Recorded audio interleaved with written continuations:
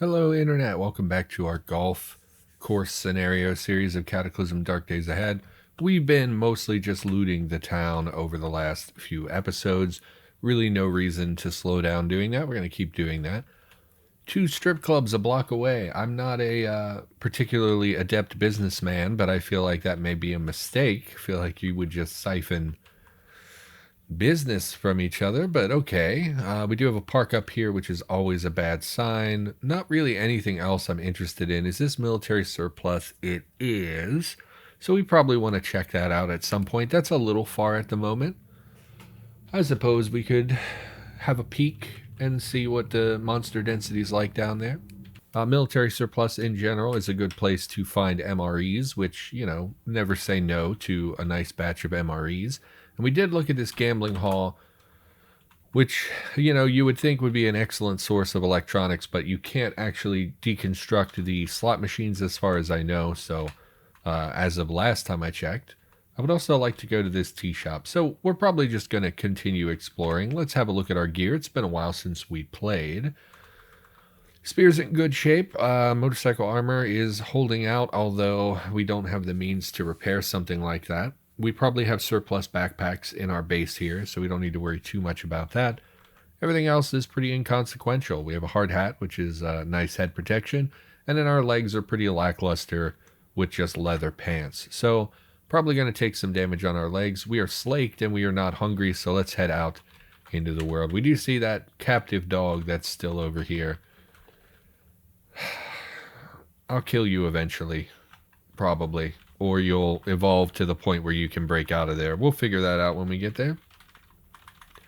Let's head out onto the town. What are you over here? This is a little teeny tiny rabbit. Hello, rabbit. I will not murder you out of courtesy to Mother Nature. Let's head to the south and see how far we can get before we bump into some significant monster density. Well, it's been a while since I played Internet. A lot of personal stuff going on. Had a lot of appointments and things that were eating up my time. What is this? It's just a decayed zombie. You're not really that concerning. Regular zombie. Regular zombie. What is this to the south? Regular zombie. So no real concerns as of now. Had a lot of personal stuff, a lot of appointments, things like that. My therapy picked back up, which we talked about in a previous episode. So I have that appointment on a regular basis now. And then had some dental appointments and things. And following all that, I was on a course of antibiotics, which absolutely wrecked my system. It's funny. I had a family member who was on antibiotics right before I was. He had been scratched by our cat. Just a completely innocuous little scratch. And then it got infected on his finger. And so his finger swelled up.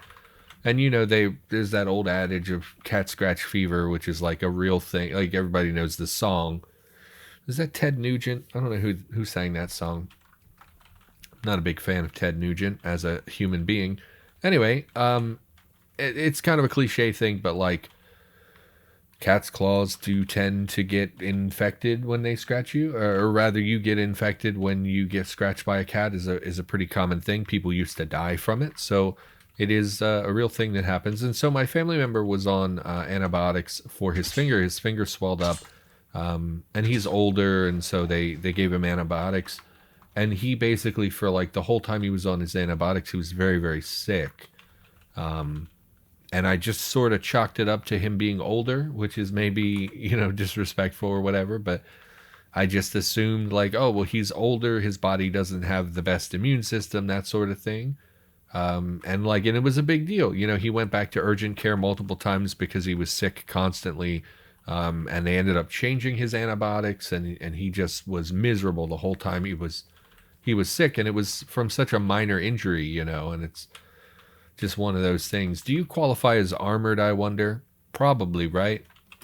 So we're going to not really deal damage to you. We don't really want to shoot here because it will draw enemies from that road over there. We'll try spearing you. See what kind of damage we do.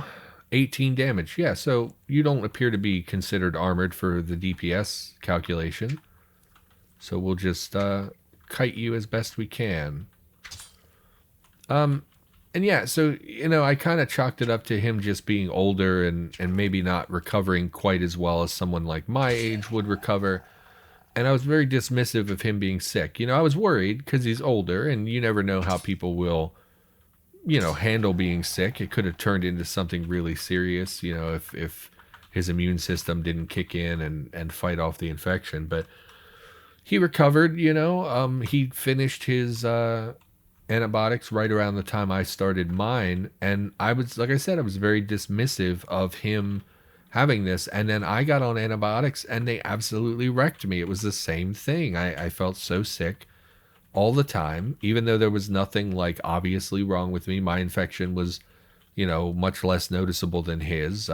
Some minor swelling and some, you don't want to hear about it because medical things are gross. But, mine was a relatively minor issue. From like a symptom standpoint, I didn't really have a lot of symptoms.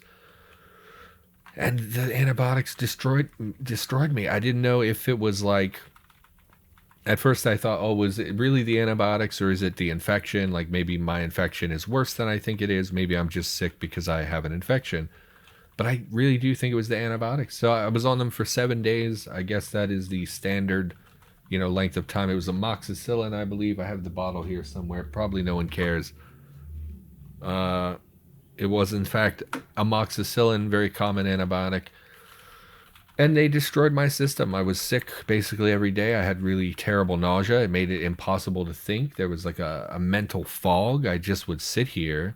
And I don't even mean like sit here and do anything. I mean, I would sit here and space out because I just was miserable. What are you? Skeletal zombie. Oh, I haven't seen one of you in a while. What else we got? What are you? Zombie hunter. Yes, you are concerning. I do like that sprite a lot. The bridge zombie bent over on its back like that, doing a bridge. Pretty cool sprite. And then we have a fat zombie, and unfortunately we have a boarded up building. So again, this is something, I believe these are recent additions. Someone who shall remain nameless went in and took several key locations that you might find value in. I believe they did military surplus, I believe they did gun shop, and I believe they did the liquor stores. And they changed it so that you're actually much more likely to encounter these boarded up and already looted variants. So this military surplus, one of the only valuable locations in town that we found so far, is boarded up and will be pretty much empty. This person who did this, I think their intention is to make the game harder, but it's just such a feels bad. Like when you find a location, like, so we're in this town. What have we found so far? Pretty much houses, right? It's just houses. We found some wooded trails and stuff that are absolutely worthless. We found that dog food place, right? The animal shelter is around here somewhere.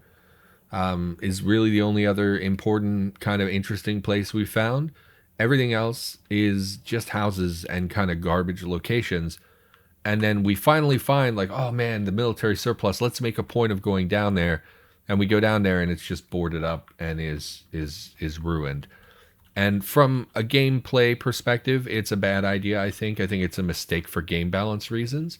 I understand the logic of it. A military surplus would be one of the locations that people initially loot. Like a gun shop would be one place that people would head in the apocalypse. And then the liquor store, I'm pretty sure, is just kind of a joke. Like, well, everyone's going to want to get drunk at the end of the world. So I kind of understand some of it.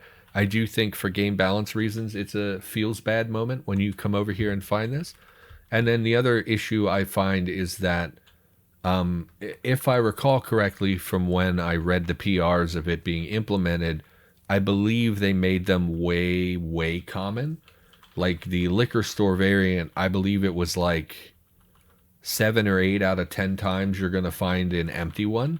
And that's just too much. It should be much less common than that. It should be like, you should find the unlooted variant probably like half the time and a looted variant maybe half the time, right? And just 80% of all liquor stores being looted and destroyed is just such a silly nonsensical ratio. So I'm not a fan of that change at all. I'm kind of hoping, it's been several months since that was implemented, I'm kind of hoping that's been reverted because that's just too much. And I believe the dev member who did that does have a habit of making difficult locations. I think they have a mod that's supposed to make the game harder, but I don't feel that that's a good fit for vanilla. So pretty disappointed that we went over there and we were going to clear out a horde of zombies for nothing. So we'll just drop our loot here. I didn't want to carry the rucksack with us because it occupies so much space. So there's really nowhere else in town I want to make a point of going to that we've discovered so far. So I just kind of feel like I just had my legs cut out from under me. We can go in it, I guess. It's going to be empty. I don't have any way of prying the boards off, so there's that as well. And then there was a pretty big horde to the north there, so I don't know that that's really worth the time investment of clearing out the horde. And again, we're pushing kind of past where we've already looted. We can see through here to the little horde back there. It's kind of out of our comfort zone. We have never really pushed this far ahead, so we can't start shooting because we'll draw enemies from all around.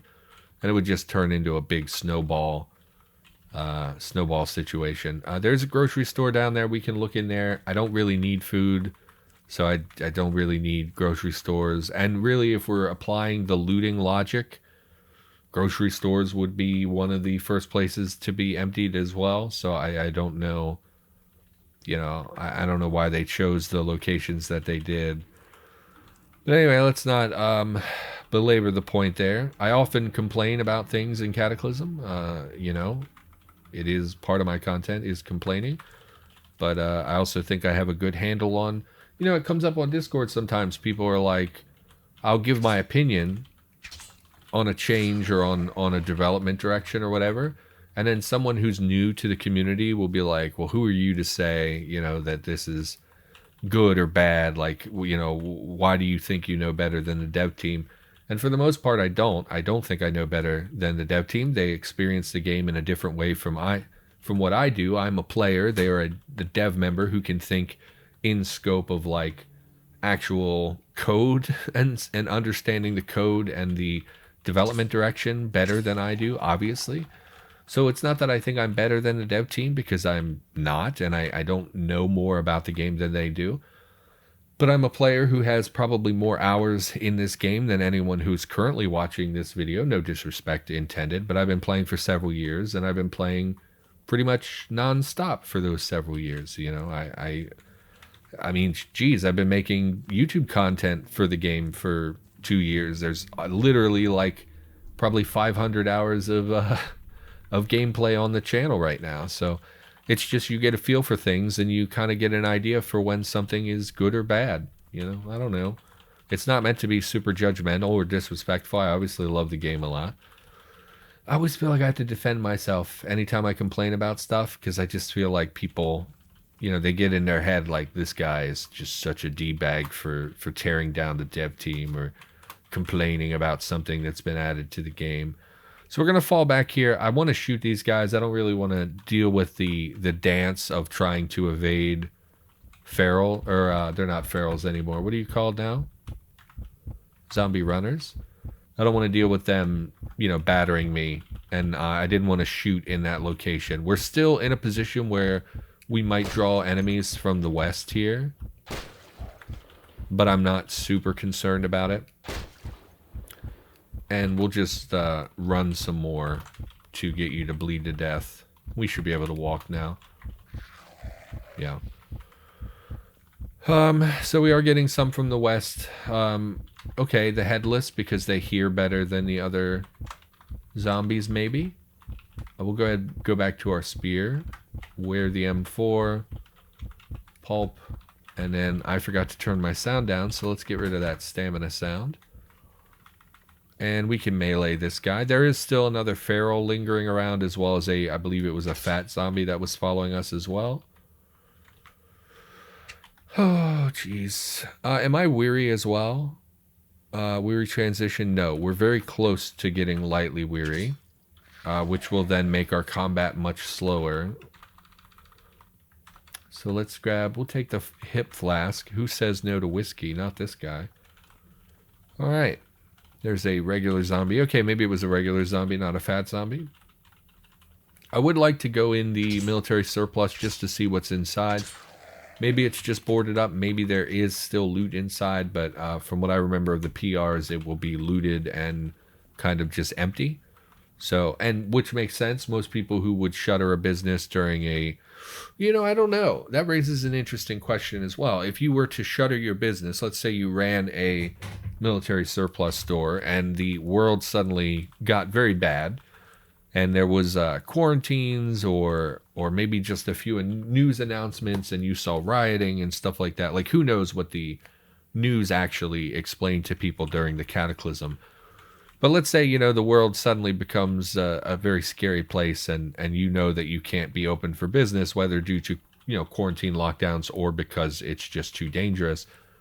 Would you move your stock out of the building, or would you just shutter it up and like close and, board everything up? I mean, I don't know why you would board it up. You would just have like security shutters or whatever, I guess. But wouldn't you just leave your products? Like, you're not going to, hire somebody to completely empty your store's inventory just because you're closing down temporarily. So you would think even if it was boarded up, there would still be stock inside, right? Like, does that logic track? You know what I mean? Okay. Anyway. Hey, child zombies, why are you so hard to hit? You're a child. You're not like a tiny creature. You're a human child-sized. I could definitely hit an 11-year-old with a spear pretty easy. In fact, I have daydreams about it sometimes. Children are terrible.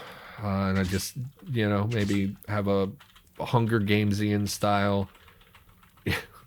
I don't know what I was trying to make a joke about dreaming, but then the joke is about murdering children, so I don't think that that's actually...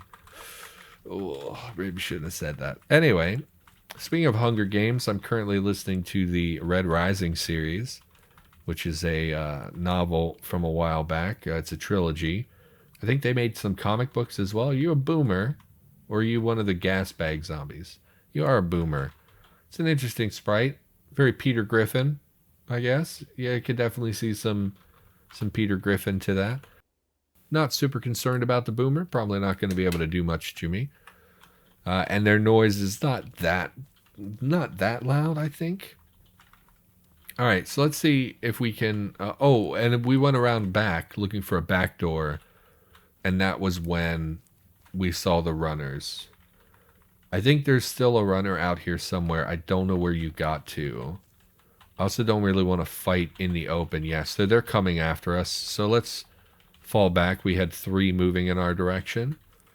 Let's approach this very cautiously, just trying to play cautious. It's been a while since I played. I want to be careful. Yeah, Red Rising series. It's a sci-fi book series. I don't know when they came out. I also can't think of the name of the person who wrote them. I want to say Pierce Brown. I don't know if that's correct. That might be a different author. I'm confusing. But you can look it up. Red Rising is the name of the series. I think they made some comic books. I believe they were also some talks about a television show or a movie. I'm not sure. But I was pretty excited when I heard that. I listened to them previously. Okay, so it did blow up. We want to kind of chill and see if enemies come out of the woodwork at us. So it looks like it's not loud enough to draw those from the north. So that's something. Oh, what was that sprite? What are you? Oh, you're the skeleton again. Okay. Yeah, you look like a decayed zombie, but slightly different. Okay. And we have a hazmat guy. Oh, no, you're a soldier zombie. Okay. Yeah, we need to shoot you because we're not going to be able to penetrate your armor. So let's fall back to a place where we can safely fire our gun again.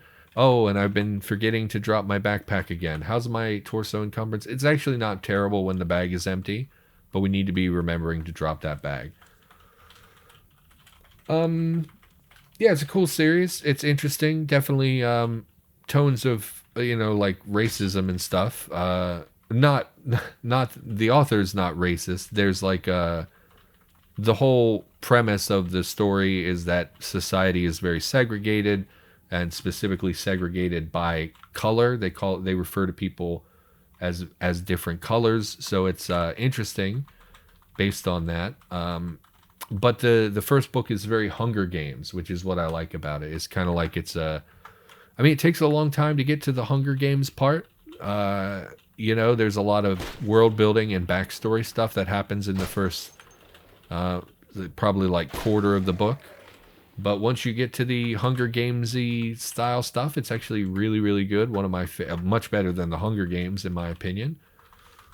I actually don't like the Hunger Games that much. I know it was a very big, popular thing. I read the books. I thought they were fine. I liked the first book. The second book was kind of a rehash of the first book, and then the third book I thought was terrible. And then they made those movies. You know, they're very popular, hugely popular series. That young adult fiction is you know, really sells books, so they tend to get made into movies. I didn't like the movies. I didn't like the society that they built up. I didn't like the sci-fi aspect. I didn't really like Katniss. I didn't like most of the story. And then I thought the movies were not very good, in my opinion, which is, I know, very unpopular. People absolutely love that series. But anyway, Red Rising is like a better version of the Hunger Games, in my opinion. I like the characters a lot better, and I think that the writing quality of the book is fantastic. I was thinking about that the other night, because I'm listening to the audiobook, and I'm just listening to it, and I'm like, man, this person writes so much better than I do. Like, just from, like, actual skill level, like the language that he uses, the way that he kind of builds the, like, you can feel it. He's building anticipation, or he's leading you to like a really dramatic moment, and you can kind of feel it growing without being super explicit and obvious that it's happening.